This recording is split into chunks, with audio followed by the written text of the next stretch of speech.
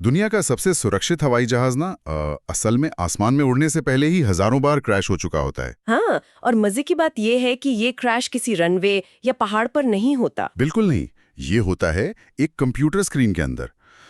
आज के इस खास गहन चर्चा में हम जिस विषय पर बात करने वाले हैं वो बहुत ही रोमांचक है। देखिए, आधुनिक इंजीनियरिंग की जो पूरी नींव है ना, वो इसी अदृश्य दुनिया पर टिकी है, जहाँ किसी भी बड़ी बिल्डिंग या मशीन के असल में बनने से पहले उसे डिजिटल तरीके से तोड़ा और परखा जाता है। सही कहा आपने। तो जो लोग सुन रहे हैं उन्हें बता दूं कि आज हमारा फोकस है एक सोर्स पर जिसका नाम है ADINA, advancing real world engineering through non linear analysis. और आज हमारा मिशन यही समझना है कि ये एडीना नाम का सॉफ्टवेयर आखिर काम कैसे करता है। हाँ, और क्यों इसे आधुनिक इंजीनियरिंग का एक तरह से अदृश्य हीरो माना जाता है। क्योंकि ये सिर्फ सॉफ्टवेयर की बात नहीं है, ये उस गणित के बारे में है जो हमारी और आपकी रोजमर्रा की दुनिया को सुरक्षित रखता है। एकदम सही। और इस चर्चा का आधार यही है कि जब हम एडीना की बात करते हैं, जिसका पूरा नाम automatic dynamic incremental non linear analysis है, तो हम असल में FEA और CFD की आखिरी सीमाओं की बात कर रहे होते हैं। चलिए इसे थोड़ा आसान भाषा में समझते हैं। ये FEA और CFD जैसे शब्द अक्सर आते हैं टेक्निकल बातों में। अगर मैं इसकी तुलना एक डिजिटल टाइम मशीन या सुपर पावर्ड स्ट्रेस टेस्टर से करूं तो कैसा रहेगा? ये बहुत अच्छा एग्जाम्पल है, क्योंकि FEA यानी फाइनाइट एलिमेंट एनालिसिस एक ऐसी कला है जिसमें किसी बड़े और जटिल ढांचे को लाखों छोटे छोटे टुकड़ों में बांट दिया जाता है। अच्छा, जैसे अगर कोई पूरी कार हो या कोई पुल हो। हाँ, कार को हम लाखों छोटे ज्योमेट्रिक टुकड़ों में बांट देते हैं, जिन्हें एलिमेंट्स कहते हैं, और जहां ये जुड़ते हैं उन्हें नोड्स कहा जाता है। हाँ, तो एक कंप्यूटर के लिए पूरी कार पर दबाव कैलकुलेट करना मुश्किल होगा, पर वो इन छोटे टुकड़ों पर लगने वाले फोर्स को कैलकुलेट कर सकता है। बिल्कुल, इसे डिवाइड एंड कॉन्कर की स्ट्रैटेजी कहते हैं। जब एक कार दीवार से टकराती है तो एडीना उन लाखों एलिमेंट्स के लिए एक ही समय में लाखों डिफरेंशियल इक्वेशंस को सॉल्व करता है। वाह, लाखों इक्वेशंस एक साथ! हाँ, और जब इसके साथ CFD यानी कंप्यूटेशनल फ्लूइड डायनामिक्स जुड़ जाता है ना, तो ये सिर्फ ठोस चीजों तक सीमित नहीं रहता। CFD मतलब हवा और पानी जैसी चीजों का एनालिसिस है ना? एकदम सही पकड़ा आपने। CFD हवा या पानी को अनगिनत छोटे कणों के रूप में देखता है, और ये मापता है कि वो कणों का बहाव उस ठोस ढांचे के आसपास कैसा है। पर देखिए, सोर्स में एक शब्द पर बहुत ज्यादा जोर दिया गया है और वो है नॉन लीनियर। मैं सोच रहा था इसको थोड़ा और क्लियर किया जाए। यहाँ जो बात सबसे ज्यादा हैरान करने वाली है ना, वो ये है कि हमारी असल दुनिया सीधी या लिनियर नहीं है। मतलब जैसे एक रबर बैंड का एग्जाम्पल लें, अगर उसे थोड़ा सा खींच कर छोड़ दें तो वो वापस अपनी जगह पर आ जाता है। ये लीनियर हुआ ना? सही बात है, ये लिनियर बिहेवियर है जिसका गणित बड़ा आसान होता है। पर अगर आप उस रबर बैंड को उसके लिमिट से ज्यादा खींच दें तो क्या होगा? तो वो या तो हमेशा के लिए ढीला पड़ जाएगा या फिर बीच से फट जाएगा। हाँ, और इसे प्लास्टिक डिफॉर्मेशन कहते हैं। जब चीजें टूट रही होती हैं, मुड़ रही होती हैं, तब दुनिया लिनियर नहीं रह जाती। तो ज्यादातर नॉर्मल सॉफ्टवेयर सिर्फ लीनियर में काम करते हैं क्योंकि वो आसान है। बिल्कुल, पर एडीना की असली ताकत ही ये नॉन लीनियर एनालिसिस है। इसमें मटेरियल नॉन लीनियरिटी आती है, जहां धातु रबर की तरह खींचने लगती है। अच्छा। और कोई टाइप भी होती है इसकी? हाँ, दूसरी है ज्योमेट्रिक नॉन लिनियरिटी। इसमें किसी स्ट्रक्चर का आकार इतना बदल जाता है कि उस पर लगने वाले फोर्स की दिशा ही बदल जाती है। और तीसरी कौन सी है? तीसरी और सबसे जटिल है कॉन्टैक्ट नॉन लिनियरिटी। जब दो अलग अलग हिस्से अचानक टकराते हैं, जैसे गियर के दांत या कार क्रैश में मुड़ता हुआ बम्पर। ओ, तब कंप्यूटर को पता लगाना होता होगा कि चीजें कब छुएंगी, कितने फोर्स से छुएंगी और फ्रिक्शन के बाद कैसे फिसलेंगी। ये तो वाकई मुश्किल लगता है ना? और ये सब कुछ स्टैटिक या स्थिर नहीं होता, इसलिए सोच में डायनामिक एनालिसिस का भी बहुत बड़ा जिक्र है। डायनामिक मतलब समय के साथ बदलने वाली चीजें। बिल्कुल, भूकंप आने पर जमीन के हिलने की स्पीड हर मिलीसेकंड बदलती है। एडीना डायनामिक एनालिसिस में समय को एक मेन वेरिएबल मानता है। अच्छा, मतलब जब कोई अचानक फोर्स लगता है, जैसे इंजन चालू होने का झटका, तो मशीन अपनी खुद की इनर्शिया और डैम्पिंग से रिएक्ट करती है। एकदम, और एडीना इन झटकों की लहरों को पूरे स्ट्रक्चर में ट्रैक करता है। यही वजह है कि ये इतना सटीक बता पाता है कि भूकंप आने के 14वें सेकंड में पुल का कौन सा केबल टूटेगा। ये सुनकर ना सच में लगता है कि ये ऑर्डिनरी इंजीनियरिंग टूल से बहुत अलग है। पर चलिए इसको थोड़ा और रियल वर्ल्ड में देखते हैं। जैसे ऑटोमोटिव इंडस्ट्री की बात करें। हाँ, वहाँ तो क्रैश डमीज और असली कार तोड़ने का ट्रेंड अब लगभग खत्म ही हो चुका है। और इसका कारण सिर्फ पैसा बचाना नहीं है, जहां तक मुझे समझ आया ये डेटा की क्वालिटी के बारे में है। तो इंजीनियर्स बस बाहर से देख सकते हैं कि गाड़ी कितनी पिच की, पर सिमुलेशन में क्या होता है? उसमें वो कार के अंदर झांक सकते हैं, है ना? हाँ, जैसे हर एक स्क्रू और हर एक वेल्डिंग जॉइंट को देख सकते हैं। हाँ, ये बिल्कुल एक्सरे विजन जैसा है। इंजीनियर्स देख पाते हैं कि एनर्जी कार के अंदर कैसे ट्रैवल कर रही है। अगर बम्पर एनर्जी नहीं सोख पाया तो झटका सीधा कैबिन तक आएगा। और तभी एडीएना ये बताता है कि धातु को किस एग्जैक्ट शेप में मोड़ना है ताकि वो स्प्रिंग की तरह काम करे। वाह, लेकिन बात जब एरोस्पेस की आती है तब तो ये सब और भी मुश्किल हो जाता होगा। एरोस्पेस तो एक अलग ही लेवल की चुनौती है।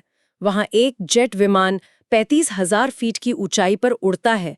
बाहर की हवा -50 डिग्री होती है और इंजन के अंदर का तापमान 1000 डिग्री से भी ऊपर। बाप रे, और उस पर हवा का इतना भारी प्रेशर और इंजन का वाइब्रेशन, ये सब एक साथ हो रहा है। बस इसी स्थिति को मल्टी फिजिक्स कहा जाता है, जहाँ एक साथ कई भौतिक शक्तियां काम करती हैं। मल्टी फिजिक्स मतलब टेम्परेचर, प्रेशर और स्ट्रक्चर सब एक दूसरे पर असर डाल रहे हैं। बिल्कुल, और एडिना की सबसे बड़ी खूबी इन पार्शियल डिफरेंशियल इक्वेशंस को कपल करने में है। कपल करने से आपका क्या मतलब है यहाँ? मतलब जैसे टेम्परेचर बढ़ने से मेटल की कठोरता बदल गई, फिर कठोरता बदलने से पंख के मुड़ने का तरीका बदल गया। अच्छा, और पंख मुड़ा तो उस पर से बहने वाली हवा का एरोडायनामिक्स भी बदल गया होगा। ये तो पूरा एक चेन रिएक्शन हो गया। एकदम सही पकड़ा आपने। और एडिना इस पूरे चेन रिएक्शन को एक ही सिमुलेशन में एक साथ सॉल्व करता है। ये सिर्फ विमानों के लिए नहीं, सिविल इंजीनियरिंग में भी तो होता होगा, जैसे बड़े डैम्स या बांध के डिजाइन में। हाँ, जब बांध का डिजाइन बनता है तो सिर्फ कंक्रीट का वजन नहीं, बल्कि पानी का दबाव, मिट्टी की स्थिति और साइस्मिक वेव्स यानी भूकंप की लहरों का एक साथ एनालिसिस होता है। अगर भूकंप आया तो पानी की पूरी दीवार हिलेगी, जिससे एक नया फोर्स पैदा होगा, राइट? हाँ, और इसे फ्लूइड स्ट्रक्चर इंटरैक्शन या FSI कहते हैं।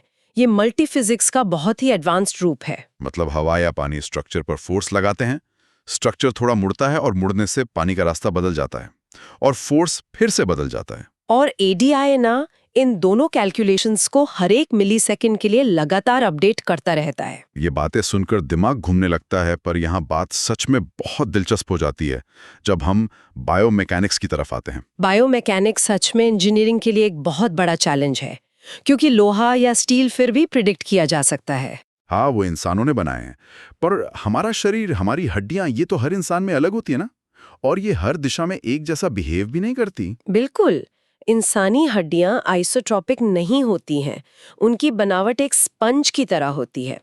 जब किसी का घुटना या कूल्हा ट्रांसप्लांट होता है तो एक बड़ी समस्या आती है जिसे स्ट्रेस शील्डिंग कहते हैं। मैं थोड़ा समझना चाहूंगा स्ट्रेस शील्डिंग को। मतलब अगर हमने टाइटेनियम का नया इम्प्लांट लगा दिया जो हड्डी से ज्यादा स्ट्रांग है, तो क्या होगा? तो वो नया इम्प्लांट शरीर का सारा भार खुद उठाने लगेगा। और हमारी हड्डियों का एक रूल है, यूज इट और लूज इट। अच्छा, मतलब अगर हड्डी पर दबाव नहीं पड़ेगा तो वो कमजोर हो जाएगी और घुलने लगेगी। ये तो खतरनाक है ना? और इसी प्रोसेस को सिमुलेट करना एडिना का काम है। रिसर्चर्स देखते हैं कि इम्प्लांट लगने के बाद हड्डी के हर 1 मिलीमीटर पर स्ट्रेस कैसे बदल रहा है। मतलब वो देख सकते हैं कि आने वाले 10 सालों में जब मरीज दौड़ेगा या सीढ़ियां चढ़ेगा तो इम्प्लांट और हड्डी के बीच कैसा फ्रिक्शन होगा। एकदम सही। और उस हिसाब से इम्प्लांट का डिजाइन तय किया जाता है ताकि वो असली हड्डी के साथ मिलकर काम करे, ना कि उस पर हावी हो जाए। पर देखिए, यहाँ मेरे दिमाग में एक सवाल आ रहा है। अगर हम एक बड़े नजरिए से देखें तो क्या हम वाकई एक कंप्यूटर प्रोग्राम पर इंसानी हड्डी या हवाई जहाज से ज्यादा भरोसा कर सकते हैं? ये सवाल बिल्कुल वाजिद है। मतलब क्या फिजिकल टेस्टिंग को पूरी तरह से बंद करना सेफ है? कोड में बग्स भी तो हो सकते हैं। देखिए, साइंस में इस पर काफी बहस होती है, पर यहाँ मकसद फिजिकल टेस्टिंग को खत्म करना नहीं है, बल्कि उसे स्मार्ट और टारगेटेड बनाना है। टारगेटेड बनाना, इसका क्या मतलब हुआ? मतलब सिमुलेशन पहले ये बता देता है कि हवाई जहाज में सबसे कमजोर कड़ी कहाँ है। फिर इंजीनियर्स पूरे जहाज को तोड़ने की जगह सिर्फ उस हिस्से का असल में टेस्ट करते हैं। अच्छा, मतलब ये वर्चुअल टेस्टिंग और फिजिकल वैलिडेशन का एक साइकिल है, और इस सिमुलेशन अन एक्सट्रीम कंडीशंस में टेस्ट करने का मौका देता है जो असल दुनिया में करना शायद जानलेवा हो, जैसे न्यूक्लियर रिएक्टर के अंदर। बिल्कुल। इससे पैसे, वक्त और सबसे जरूरी जान भी बचती है। पर सब कुछ इतना परफेक्ट लग रहा है तो हर छोटी बड़ी कंपनी इसे यूज क्यों नहीं कर रही? इसके पीछे क्या अड़चन है? इससे एक बहुत अहम सवाल खड़ा होता है। हर क्रांतिकारी टेक्निक की एक कीमत होती है, और एडिना में वो कीमत सिर्फ पैसों की नहीं, लर्निंग कर्व की भी है। लर्निंग कर्व मतलब इसे सीखना मुश्किल है? बहुत। ये कोई नॉर्मल कंप्यूटर गेम खेलने जैसा नहीं है। अगर आपने बाउंड्री कंडीशंस या फ्रिक्शन का गलत इनपुट दिया, तो सॉफ्टवेयर बिना किसी वार्निंग के गलत पर बड़े सुंदर दिखने वाले कलरफुल ग्राफिक्स दे देगा। इसे गार्बेज इन गार्बेज आउट कहते हैं। इसकी तुलना तो मैं उस फॉर्मूला 1 रेसिंग कार से करूंगा। एक नॉर्मल गाड़ी तो कोई भी चला ले, पर F1 कार के लिए आपको हर पुर्जे और एरोडायनामिक्स की गहरी समझ चाहिए होती है। क्या बात है! ये एग्जाम्पल एकदम सटीक है। एडिना को सही से यूज करने के लिए इंजीनियर्स को थर्मोडायनामिक्स, कंटिन्यूम मैकेनिक्स और एडवांस्ड मैथ का ज्ञान होना ही चाहिए। और हार्डवेयर भी तो चाहिए होगा इन सब कैलकुलेशंस के लिए। हाँ, जब हम करोड़ों इक्वेशंस एक साथ सॉल्व करते हैं तो ऑर्डिनरी कंप्यूटर हथियार डाल देते हैं। इसके लिए सुपर कंप्यूटर्स और मैसिव पैरेलल प्रोसेसिंग की जरूरत होती है। वैसे आजकल क्लाउड कंप्यूटिंग ने थोड़ा आसान कर दिया होगा इसको। थोड़ा आसान जरूर हुआ है, पर फिर भी छोटी स्टार्टअप्स के लिए इसके लाइसेंस और इंफ्रास्ट्रक्चर का खर्च उठाना आसान नहीं है। पर सॉस एक इकोनॉमिक एंगल भी देता है। वो एंगल क्या है? सोचिए, किसी नई कार का प्रोटोटाइप बनाने में लाखों डॉलर लगते हैं। अगर वो पहले क्रैश टेस्ट में फेल हो जाए, तो उसका नुकसान सॉफ्टवेयर के लाइसेंस से कहीं ज्यादा है। अच्छा, तो लंबे समय में देखा जाए तो ये एक इन्वेस्टमेंट है, खर्चा नहीं। एकदम। और आजकल एडिना दूसरे कैड और CAE सॉफ्टवेयर के साथ भी डीपली इंटीग्रेटेड है। कैड मतलब जिसमें डिजाइन या ज्योमेट्री बनती है? हाँ, कैड में आपने आकार बनाया और फिर एडिना उसमें फिजिक्स, वजन और रियल वर्ल्ड प्रॉपर्टीज डाल देता है। ये दोनों एक टीम की तरह काम करते हैं। तो आखिर इस सब का क्या मतलब है? पूरा निचोड़ क्या निकला इस चर्चा का? निचोड़ ये है कि एडिना सिर्फ एक सॉफ्टवेयर नहीं है, ये प्रॉब्लम सॉल्विंग के नजरिए में एक क्रांति है। पहले हमारा तरीका था बनाओ, तोड़ो, सीखो और फिर बनाओ। और आज का तरीका है सिमुलेट करो, परफेक्ट करो और पहली बार में ही एकदम सही बनाओ। बिल्कुल। हमारे आसपास के पुल, गगनचुंबी इमारतें, कार्स, इन सबकी सुरक्षा के पीछे यही नॉन लीनियर एनालिसिस काम कर रहा है। वाह, ये डिजिटल दुनिया हमारी असली दुनिया की ढाल बन चुकी है। पर चलते चलते मेरे दिमाग में एक ख्याल आ रहा है जिसके बारे में सोचकर थोड़ी हैरानी भी होती है। कैसा ख्याल? देखिए, अगर आज हम किसी इंसानी हड्डी, टिश्यू और आर्टिफिशियल इम्प्लांट के इंटरेक्शन को इस लेवल पर सिमुलेट कर सकते हैं, तो आगे क्या होगा? ये सोचने वाली बात है। क्या ऐसा वक्त आएगा जब सर्जरी में कोई भी चीरा लगाने से पहले डॉक्टर्स पूरे इंसान का एक डिजिटल ट्विन या डिजिटल जुड़वा बना लेंगे? और उस डिजिटल ट्विन पर पहले पूरा ऑपरेशन रिहर्स किया जाएगा। हाँ, वो देख पाएंगे कि किसी नस को ब्लॉक करने से पूरे फ्लो पर क्या असर पड़ता है। जब स्क्रीन पर सर्जरी 100% सक्सेसफुल होगी, तभी असली मरीज पर हाथ लगाया जाएगा। ये इंजीनियरिंग और मेडिसिन का वो संगम है जो शायद इंसानियत को एक बिल्कुल नई मंजिल तक ले जाएगा। वाकई, ये सोचने पर मजबूर कर देता है कि हम कितनी तेजी से आगे बढ़ रहे हैं। खैर, इस अदृश्य और आश्चर्य से भरी दुनिया को समझने की हमारी ये यात्रा यहाँ खत्म नहीं होती। बिल्कुल, क्योंकि दुनिया में जानने और सीखने के लिए हमेशा कुछ नया होता है। सही कहा।